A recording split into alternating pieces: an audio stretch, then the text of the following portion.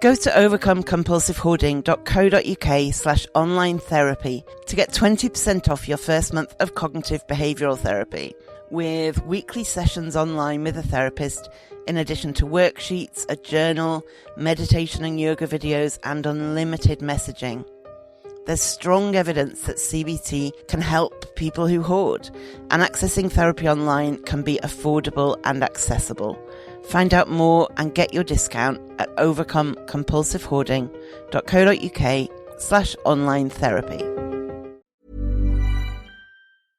Want flexibility? Take yoga. Want flexibility with your health insurance? Check out United Healthcare Insurance Plans. Underwritten by Golden Rule Insurance Company, they offer flexible, budget-friendly medical, dental, and vision coverage that may be right for you. More at uh1.com. With LinkedIn Jobs, we tap into a network of more than 1 billion professionals to help you find quality professionals quickly and easily for any role you need. Marketing wizards? Found them. Software engineers? Found. That project manager I could never seem to hire? And found. LinkedIn Jobs quickly matches your roles with candidates with the right skills and experience. In fact, 86% of small businesses get a qualified candidate within 24 hours. Post your first job for free and get started at linkedin.com/spoken. That's linkedin.com/spoken. Terms and conditions apply. Think of all the sleep hacks you've ever heard. You could spend years trying them all, or you could instantly transform your sleep with Boll and Branch. They make the softest, most breathable bedding you'll ever feel. And it's all 20% off. That's their best sale of the entire season.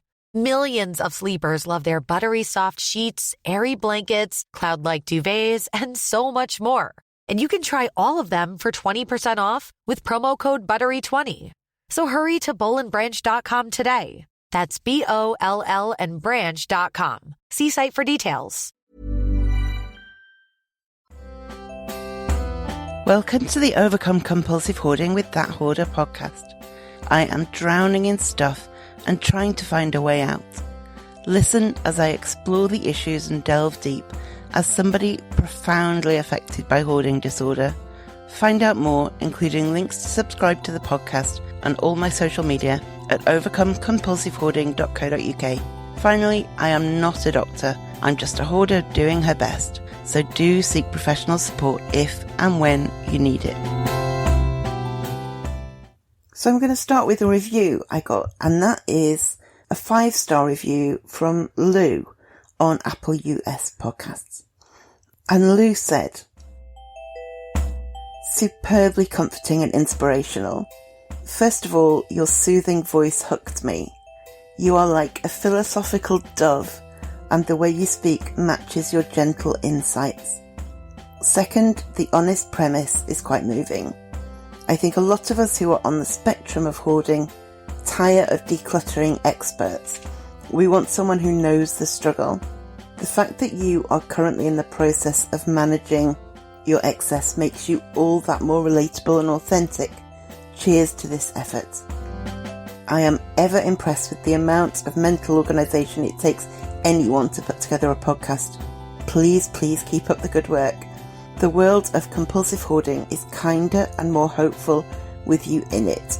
Also, know that you have a fan and supporter all the way over in Alaska. Pura, be as you are. Lou, that is beautiful, thank you. I feel like I need to call myself a philosophical dove on every social media platform for a while.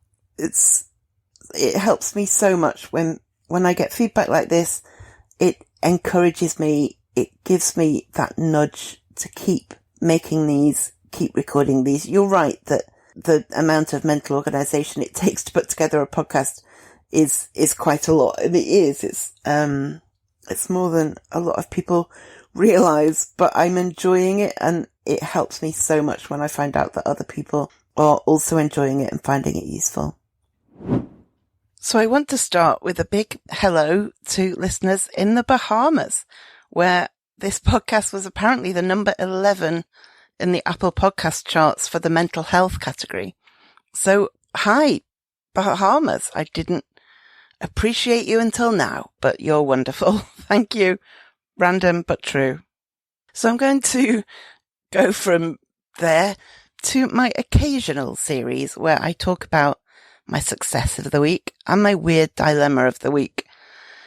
My success of the week exists to encourage me, to remind me that I'm not necessarily doing terribly, to remind you, to encourage you that we can do this, that every success contributes to a better home and a better situation. And the weird dilemma of the week serves to highlight just how bizarre the thinking in this weird disorder can be. So, success of the week.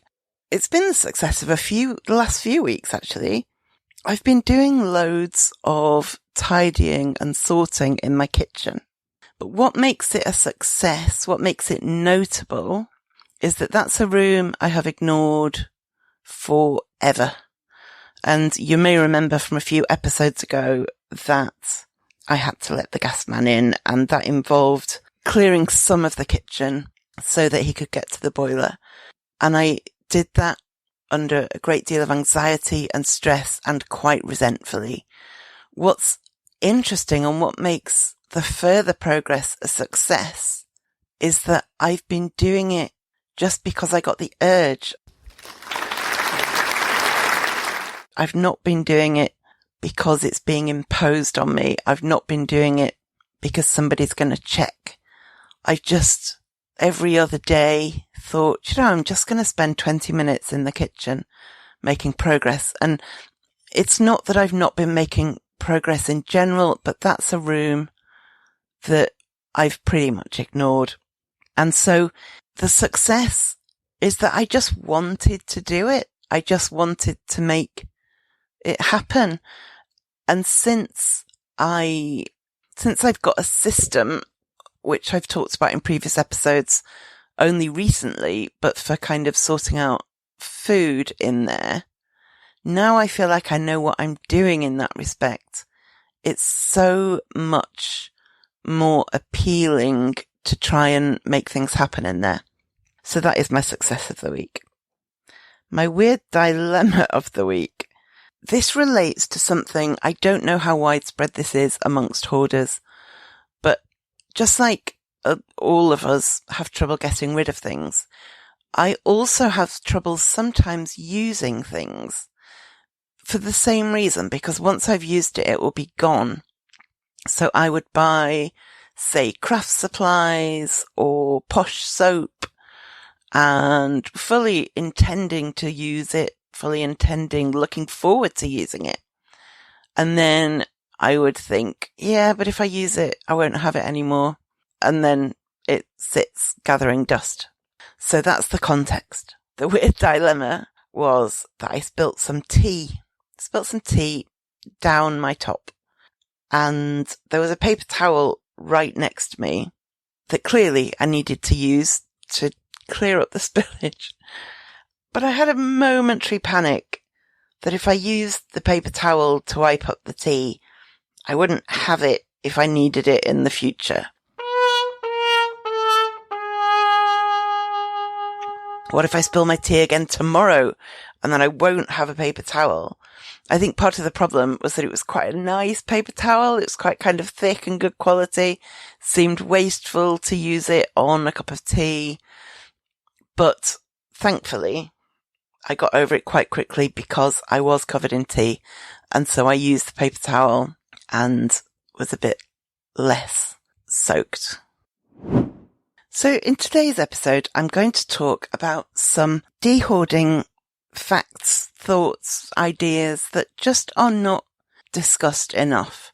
When I read about hoarding, when I research it, there's some stuff that I don't see covered as much as they perhaps should because they're useful ideas or they're helpful.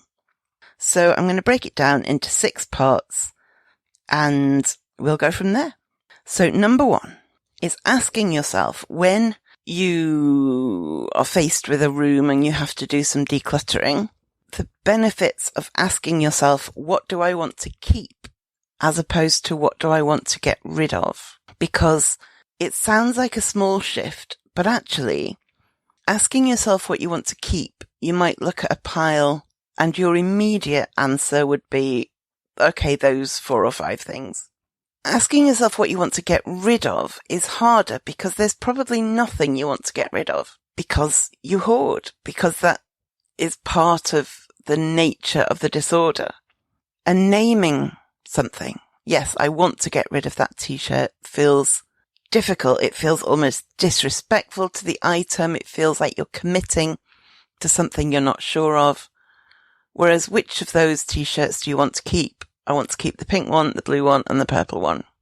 There's some honesty and truth in that immediate initial answer that we can then quickly cancel out with, oh, and I do want to keep the green one and the blue one and the brown one. But when faced with decisions like that, if there's a lot of stuff and you just don't know what to do with it, start by asking yourself, what do I want to keep? And just listen. Listen to what your brain or your heart or your soul says first. There might well be a few definites. I definitely want to keep that book and that book. And listen to what that tells you about the other things. Of course, when you start to look at the other things, you will be challenging that. The hoarder part of your brain will start saying, well, yeah, but, about a whole range of things. There will be, of course, a justification somewhere in there about why you need to keep every single thing. But just framing it differently puts a different perspective when you're trying to make difficult decisions. It's a different way of knowing what to ask yourself when you're dehoarding and knowing which answers to listen to. It can really be quite a different experience to say, like if you were in a restaurant and it was a nice restaurant and things look nice and somebody said, what do you want? You might look at the menu and say, I want the mushroom risotto. Perfect. If instead that person said, what do you not want? You'd probably look at the menu and say, well, I'm not a big fan of fish, so I wouldn't want the fish. And I don't eat pork, so I wouldn't want the pork, but everything else looks pretty much fine. Now that doesn't mean you then have to order everything on the menu. The initial question, the more sensible question, what do you want? Even if you struggle to decide between the risotto and the pasta, there's truth in what you want. Whereas trying to say, oh, I definitely don't want other things that look perfectly reasonable and fine, even nice, it's a different experience, isn't it? It's about making a positive choice rather than a negative choice. Give it a go. Give it a go and see how you get on, because I'd be really interested to hear about people's experiences of that. The second is that dehoarding is not a punishment. This is a tricky one. I may end up doing a whole episode on this, I don't know. But I suspect a lot of you listening were like me, a messy child. Probably not a clinically diagnosable hoarder child, but certainly messy, certainly struggling to get on top of things, certainly struggling to throw things away or donate things or understand how to organize things. And so a lot of associations that I grew up with around tidying up are all about being shouted at and being punished and being in trouble. I was always in trouble because my room was always a mess. And try as I might, I could not understand how tidying and organising was meant to work, and I could not understand how people could get rid of things. So if tidying up came up, it was always that I did it after being yelled at, and I did it in a state of confusion and anxiety. And so then when I left home, I felt a bit like not tidying up was a fun rebellion. I wasn't living under my parents' roof anymore. I could do what I wanted. I could stay out all night. I could skip classes. I could do all of these things that I associated with freedom, and not tidying up was one of them. So again, when I did have to tidy up, say if I was moving house, or say if people were visiting, it would again be done in a state of panic and last minute anxiety and confusion because I still didn't know how to do it. And so I don't think I've ever really shaken off the idea that not tidying up is fun and tidying up is a punishing chore that I should avoid at all costs. I know when I've met people who say, I was a bit bored, so I just tidied up for half an hour, or my room is annoying me, so I spent yesterday sorting it all out. And they've just said it neutrally. I've never quite understood that. And it was recently when I got a delivery and it came in a box, as these things tend to do. And in a bid to try and keep some modicum of control, I have a rule now that when deliveries arrive, I have to deal with them there and then. I can't leave an unopened box. I can't not unpack something, and I have to break the box down and either get it in the bin or get it ready to go in the bin. And a few weeks ago, I got a delivery and it arrived, and I was really tired. It had arrived quite late and I just wanted to leave it till the next day, but I thought, no, come on, this is your rule. You've got to unpack it now and sort the box out. And then I found myself saying something like, that'll teach you to do online shopping. And I realized that while the rule is a good one, it is important that if I do online shopping, I deal with both the shopping and the box straight away. In part, I was treating it as a kind of punishment association for myself. If you're going to shop, then you're going to have to deal with the aftermath. That will teach you. If you shop, you've got to do the rubbish task of dealing with it afterwards. And I hadn't seen in myself that association between tidying up, sorting, organising, whatever, as a punishment quite so clearly, or not for a while at least. I thought I was getting past that and treating it more as a project, treating it more as something that's important to do and that will lead me to a better life, rather than something I have to or should resent and hate at all costs and only do when forced and then feel good when I don't have to do it.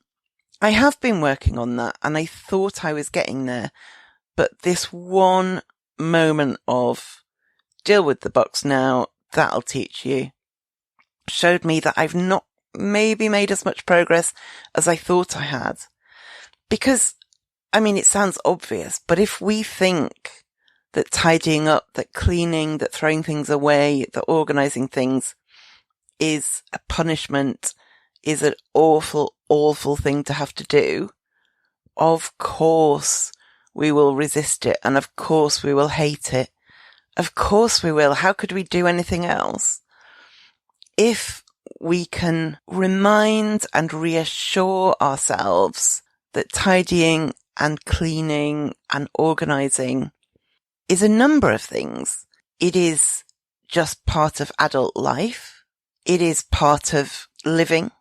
It is part of having a home you are safe in. It's part of having a home you're comfortable in. It's part of having a home that other people can pop round to. It can be self-care. But even if it's not self-care, I'm never going to be one of those people who tidies up to relax. I can't see that in my future.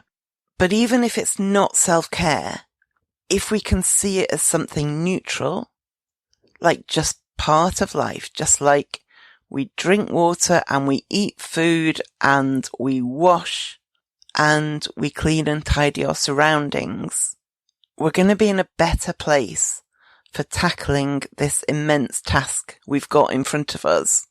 If I'm still thinking of 6-year-old me or 16-year-old me who was always dreading hearing footsteps on the stairs because that meant somebody might come into my bedroom, which would mean I would be in trouble because it would always being a mess, if I'm still having that association, of course I'm not making progress.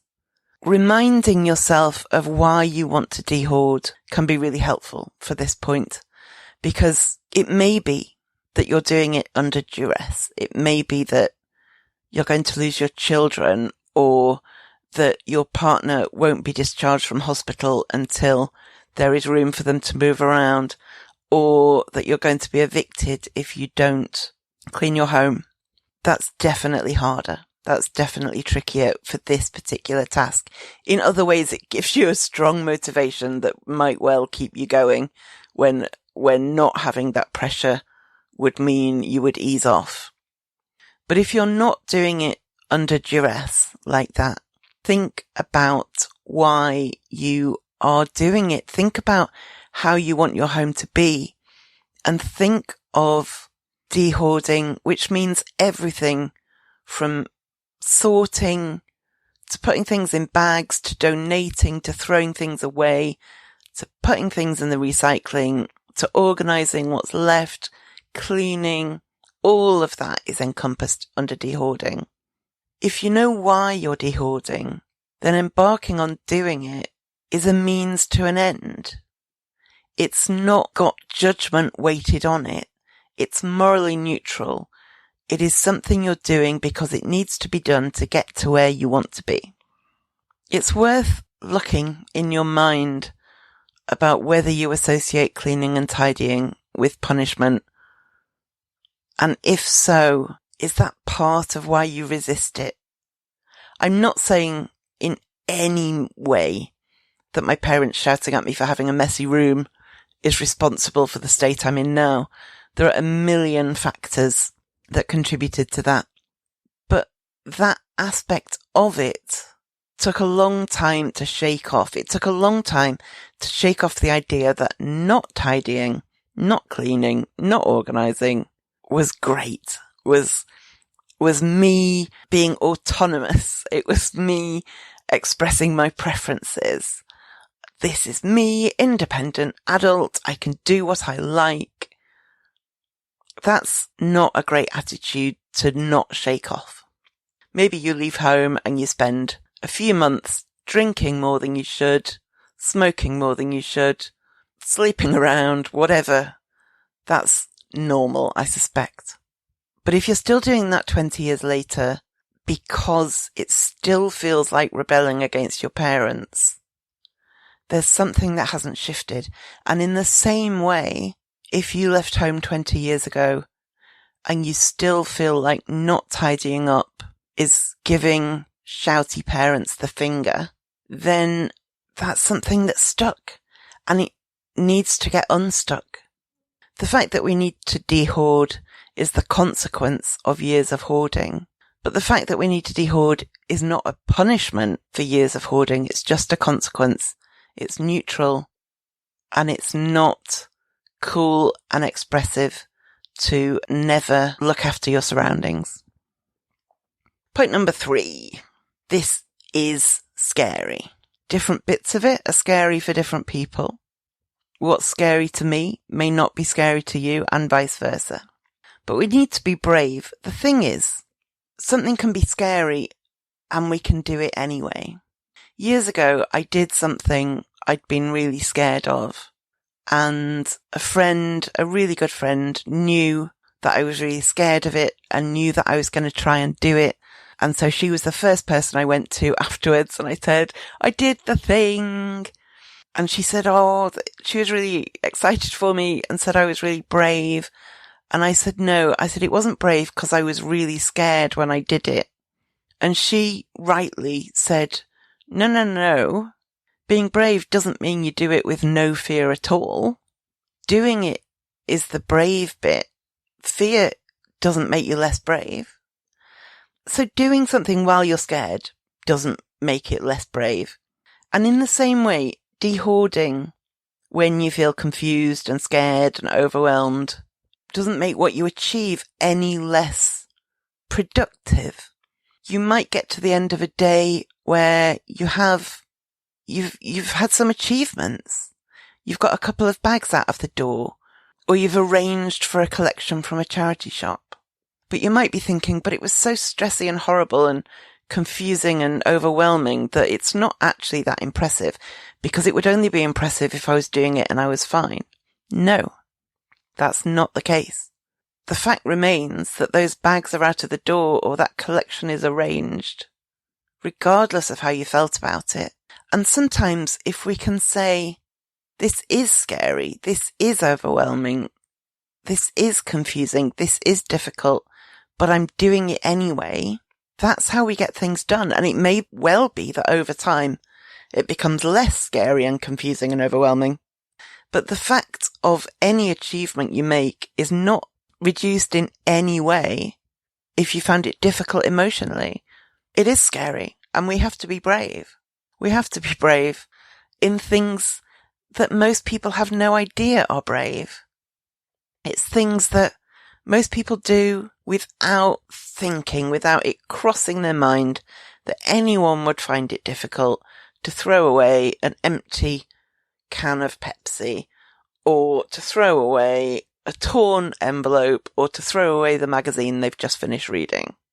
And they do it with so little fear and confusion and overwhelm that we can start to feel even more weird and even more messed up.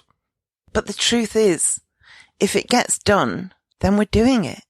We're doing it and acting as if.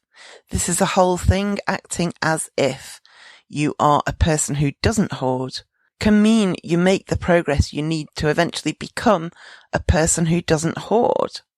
Isn't that incredible? That's not to say always override every feeling and emotion. No, that's also not healthy. But don't say to yourself that you're not making enough progress just because your thinking hasn't quite matched up with what you're doing.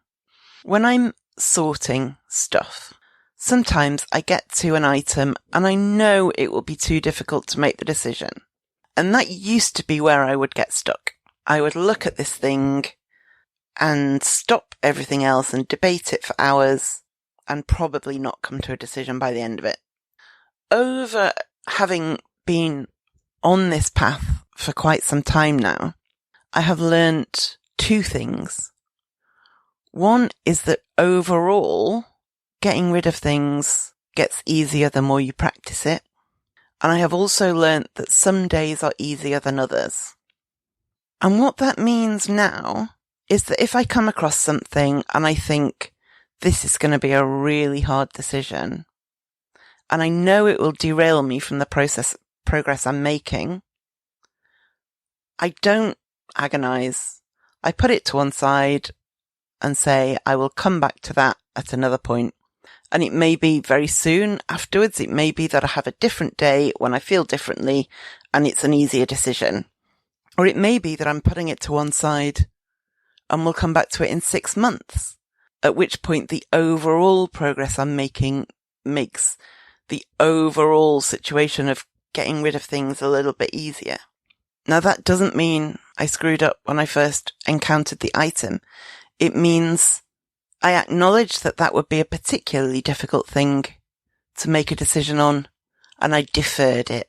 Now you can't defer decisions on everything. You can't pick up thing after thing after thing and think I will make a decision on that later. That's not how this works. That's just, they call it churning. Just moving things from one bag to another and without making a decision on anything. I'm talking about you're sorting through a pile of boring old papers, most of which are going in the shredder, and you suddenly come across a heartfelt letter from your first girlfriend or boyfriend. That kind of thing. I'm not talking about the day-to-day. If I do several hours dehoarding, I would expect to make that move to defer once at most, just to give you context. So this isn't an excuse to go, oh well, that hoarder said you could defer because it will get easier later on. No, not with everything. I'm talking about the very, very, very super difficult things, maybe 2 a week, something like that. But what that means is that I'm getting the rest of the stuff done with the confidence that when I get back to that item, I might be in a different place where it's easier. or where I just have more clarity. And sometimes that's keep and sometimes it's throw. Not everything has to go, but a lot of stuff does have to go. And so the point, it's scary and you have to be brave. And sometimes often that means making really hard decisions, and occasionally it means saying my progress will be much better if I defer this very specific decision so that I can carry on with the rest of the pile. But either way, what's going on in your head does not discount any physical or practical progress you make. Rebag, your premier destination for luxury resale. Elevate your style with our curated collection of bags, watches, and fine jewelry. At Rebag, quality is our priority. Each piece meticulously vetted and verified by experts, ensuring your investment is nothing short of perfection. Buy and sell finds from the world's top brands, including Hermès, Chanel, and Cartier. Access expertly crafted and hard-to-find pieces that redefine luxury. Your next investment awaits at Rebag. Get 10% off your first purchase with code REBAG10. That's 10% off the luxury you deserve. Don't miss out. Head to Rebag.com and enter code REBAG10 at checkout. That's REBAG10. I'm Sandra, and I'm just the professional your small business was looking for. But you didn't hire me because you didn't use LinkedIn Jobs. LinkedIn has professionals you can't find anywhere else, including those who aren't actively looking for a new job, but might be open to the perfect role, like me.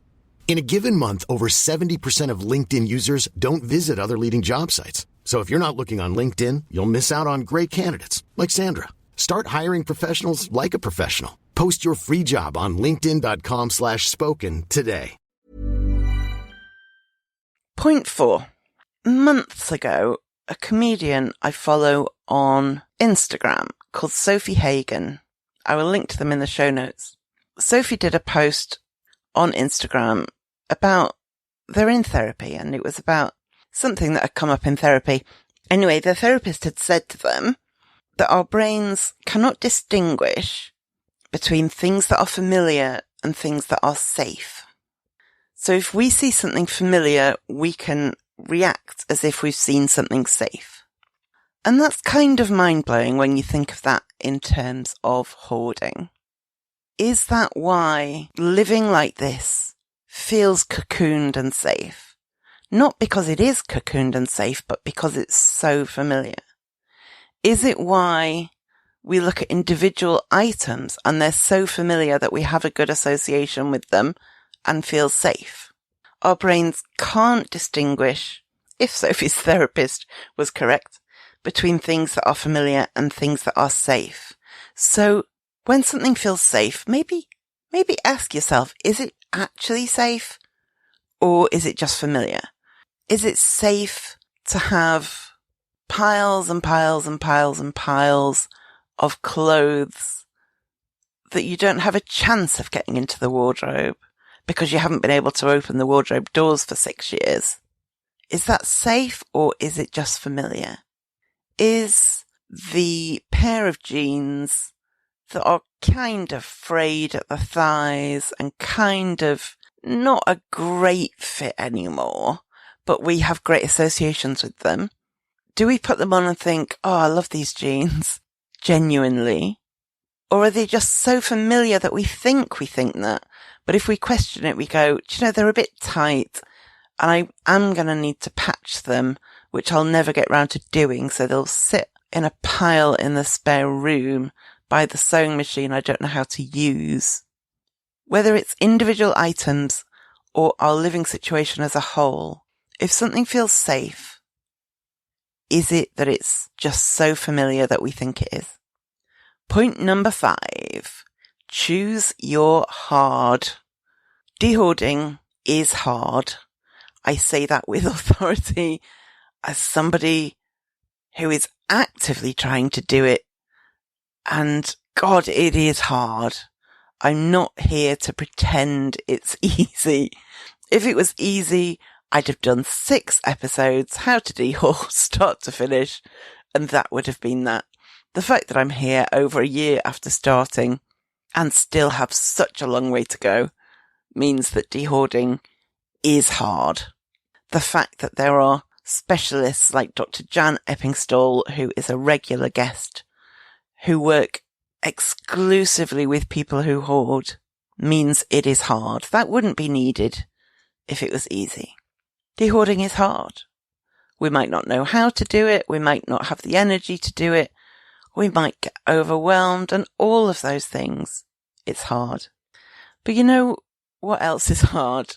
Having crap to step over every time we want to go into a certain room, or having to clear stuff out of the bath when we want to have a bath, or having to empty the oven of pots and pans before we can turn it on to cook our food, or having a mini heart attack every time somebody knocks on the door and we don't know who it's going to be or what they're going to want, or not being able to sleep in your own bed because there's so much on it, or not being able to have your own grandkids round for tea because it's not safe, or because your kids won't let that happen, or because you're ashamed.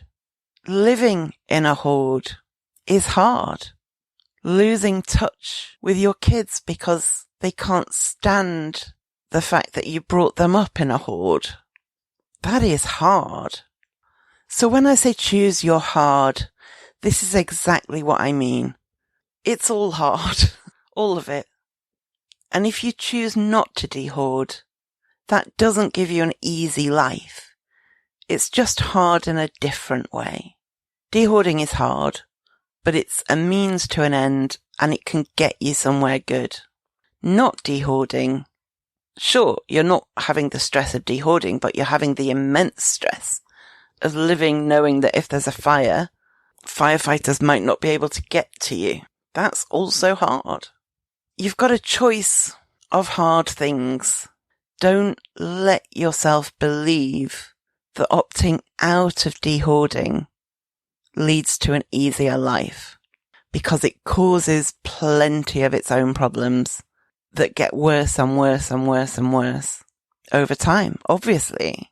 6 months of rubbish not leaving the house is bad. 6 years of rubbish not leaving the house is really bad. 60 years of rubbish not leaving the house, it clearly gets worse.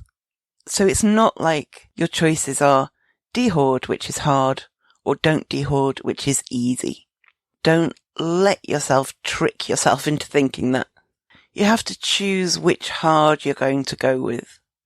And sure, at the moment, I feel like I'm choosing the hard dehoarding while also living in the hard hoarded house.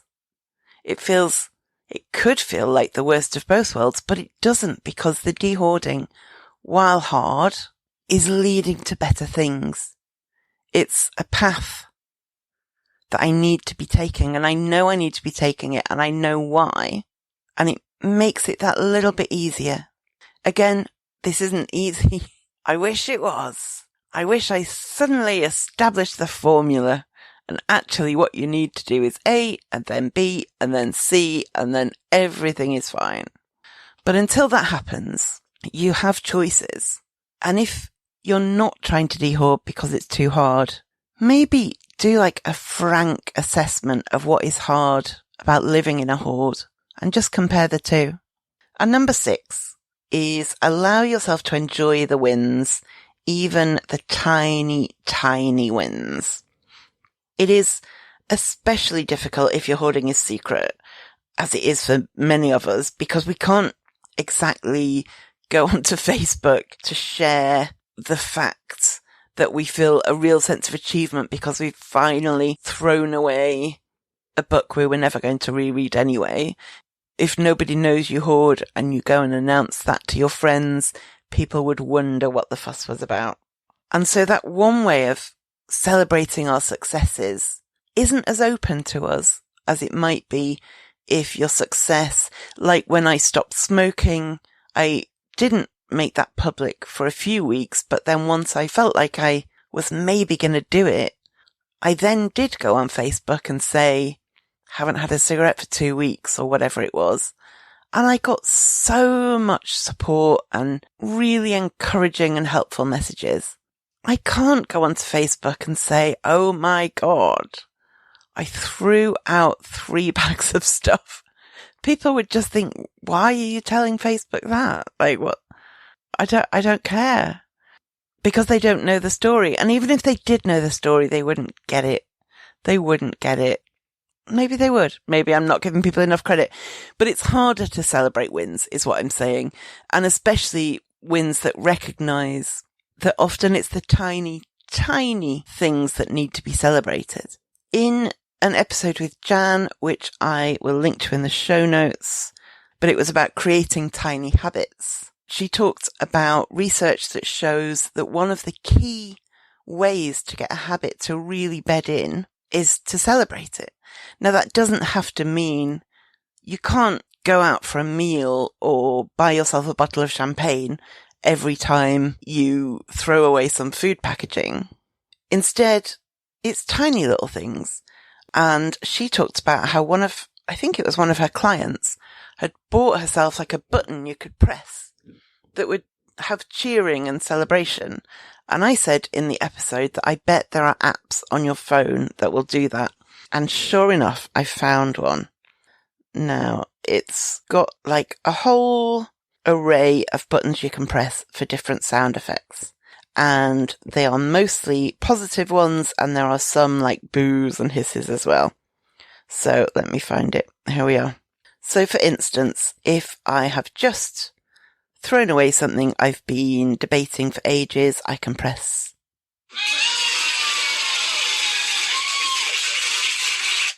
Or I can press. Or I can press. And it's silly, right? It's daft, but it kinda does help. And I know that sounds strange, I know, but I've been doing it a bit, partly, well, in good part, because of what Jan said about it being a key way of making a habit stick. It's one of several things that a habit has to have. Again, go and listen to that episode. I think it was 46, but I will link to it at overcomecompulsivehoarding.co.uk. Or it might be anything. You know best how you succeed. It might be like giving yourself a thumbs up. It might be cheering yourself. Who needs an app when you can do your own cheering? Might be doing a happy dance. But that's a realistic and easy and yet effective way to celebrate even the tiniest of wins. Even if it's just that you've been trying to leave the house for hours and hours and hours and you can't get out of your chair and you finally stand up. That deserves a cheer sometimes. So allow yourself to enjoy even the tiny wins, even if you can't share them with your usual circle. So those are 6 things that felt important to cover because I think they are important kind of bones in the overall skeleton of trying to sort this thing out, which is, it needs a myriad of approaches, let's face it. And there's no one single straightforward answer. It's all about having a toolbox with lots and lots of tools in and picking the ones you need at any given time and having the ability to learn which you need at different times. And the only way we learn that is by trying things and seeing what succeeds and what fails, and not starting to believe that if something fails, then we have failed. They are very different things. If something doesn't work, then that thing doesn't work.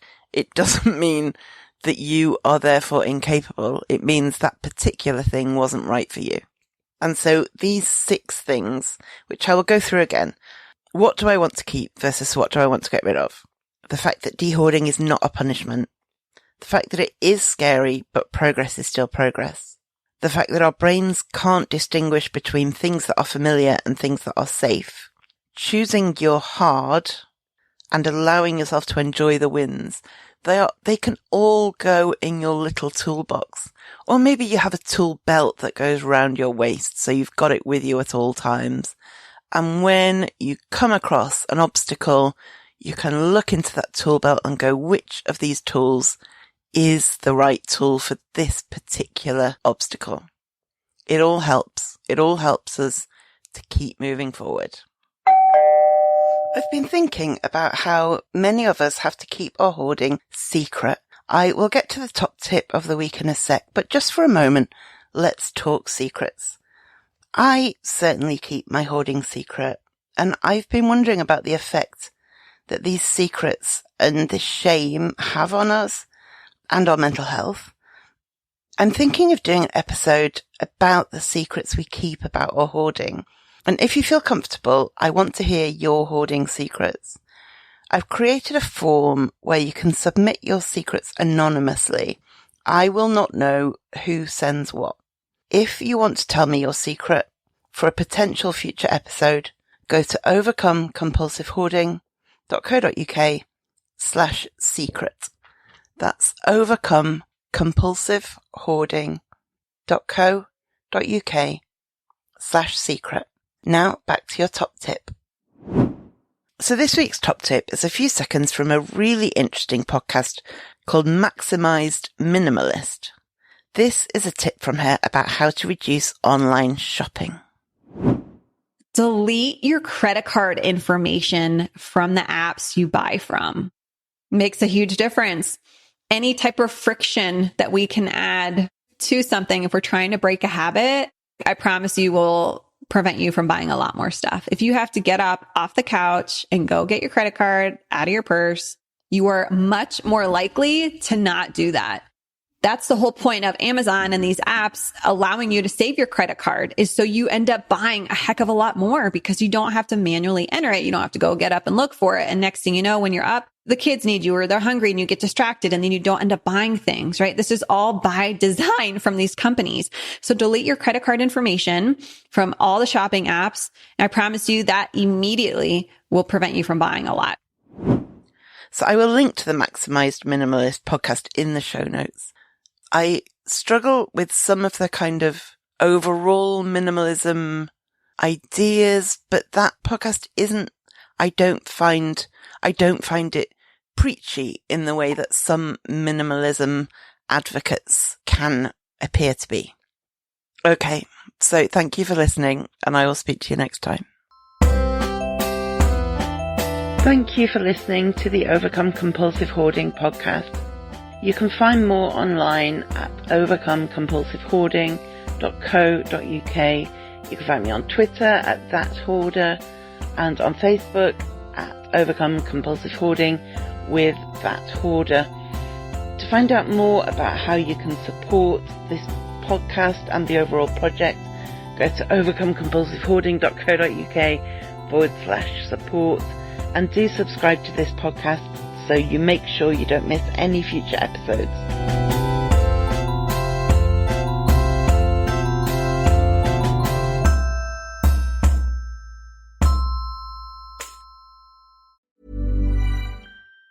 Say hello to a new era of mental health care. Cerebral is here to help you achieve your mental wellness goals with professional therapy and medication management support. 100% online. You'll experience the all-new Cerebral Way, an innovative approach to mental wellness designed around you. You'll get a personalized treatment plan from a therapist, prescriber, or both in a safe and judgment-free space. Your Cerebral therapist or prescriber will outline a customized plan with clear milestones along the way, so you can get to feeling your best. With Cerebral, you're not alone in your mental health journey. We're here to empower you to live a fulfilling life. So take that first step towards a brighter future and sign up today at Cerebral.com/podcast and use code ACAST to get 15% off your first month. Offer only valid on monthly plans. Other exclusions may apply. Offer ends July 31st, 2024. See site for details.